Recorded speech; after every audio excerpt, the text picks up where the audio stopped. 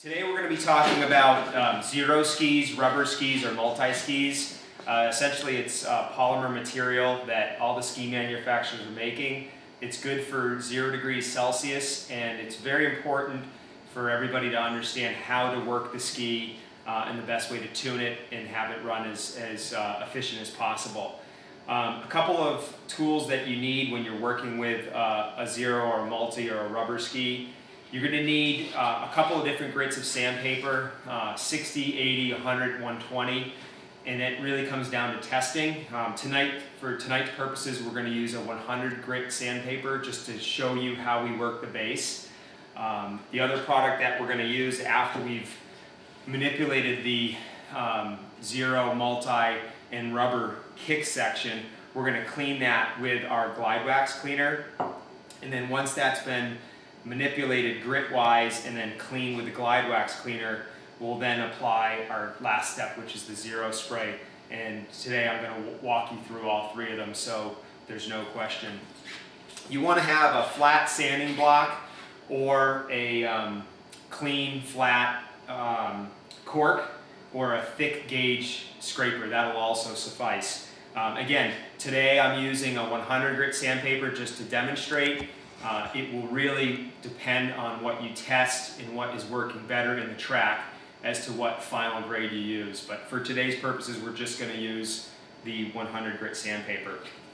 Once I have a flat planing surface, today I'm using the cork, we're going to want to work the kick material at a 45-degree angle to the center. What we're doing right now is we're working and manipulating the polymer material in the kick zone at a 45-degree angle, keeping it flat, not bowing over the sides and sidewall, trying to keep a nice flat surface and creating more of a hair-like surface in that kick zone.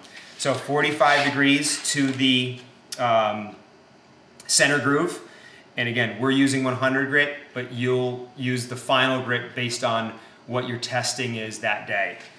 We've done our sanding. We know our kick zone for this athlete is essentially in the different colored base material. So we've manipulated that base, we've tested it, we've agreed that the 100 grit was running best. So now we've decided this is what we're racing on, and we need to go and clean what was in here.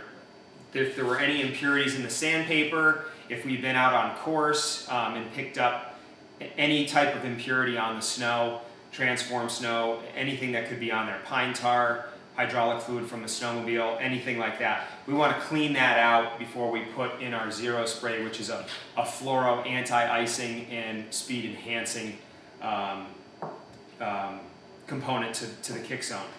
So what we do is we take a clean piece of Fiberline. So we're going to take the glide wax cleaner, and this is not a base cleaner. It's really important to understand.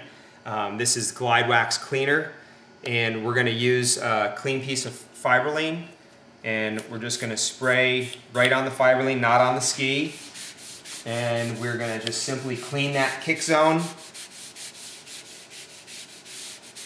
I tend to put the spray on the Fiberline instead of on the ski itself, and as you can see here, what I'm also doing in cleaning that base and any impurities that might have been in there from testing, I'm also cleaning out that polymer base material from the abrading with the 100 grit sandpaper. That doesn't need to be there. Clean the multi or the zero rubber base with the glide wax cleaner. I'm going to let that sit for 5 to 10 minutes and just dry out, so there's nothing in there. And again, we use that just with the Fiberline. Once it's dry, we're going to take a separate piece of Fiberline, a clean piece of Fiberline, and we're going to apply the protective 100% fluorinated anti-icing zero spray. And what this will enable the athlete to have is at 0 degrees Celsius, you're right at freezing, there can be some new precipitation, and it can be a challenging area with new fallen snow and right where that temperature is. This is an insurance package to make sure that that ski doesn't build up ice and start to create drag underneath the athlete's foot. It's very important to have this product underfoot. So very simple to apply. The ski is now dry. If you so choose, if you're not comfortable working with the sprays, you can simply apply some tape to the kick zone.